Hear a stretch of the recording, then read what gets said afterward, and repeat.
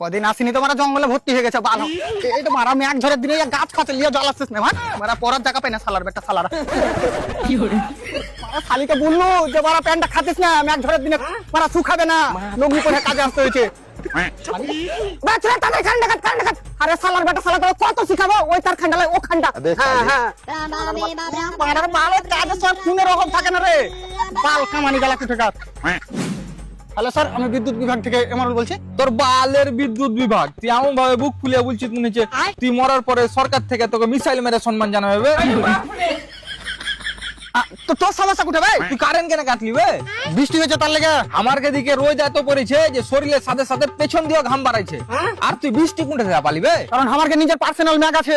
আর কিছু তোর পিঠে দাড়িতে কিল দেবো বে? বাল 2 মিনিট কারেন্ট কাটা হয় না, তোর মানে দম আসা যাওয়া করতে লাগছে। তুই এটা বল কারেন্ট কতক্ষণের মধ্যে আসবে? কমসে কম এখনো 2-3 দিন লাগবে। কি ব্যাপার বে, তোর কারেন্ট এখনো হাঁটতে শিখেনি নাকি? আরে বানা বৃষ্টি থামলে তবে তো পাঠাবো। তুই বারা আগে এটা বল বৃষ্টিতে কেন কারেন্ট আসবে না? কারণ আমার কারেন্টকে বৃষ্টির পানিতে অ্যালার্জি আছে।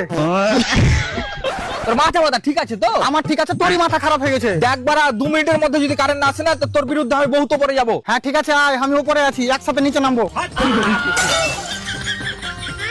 সব ধরনের কাজ করে লিও, কিন্তু এই বর্ষাকালে না বিদ্যুৎ বিভাগে কাজ করিও না।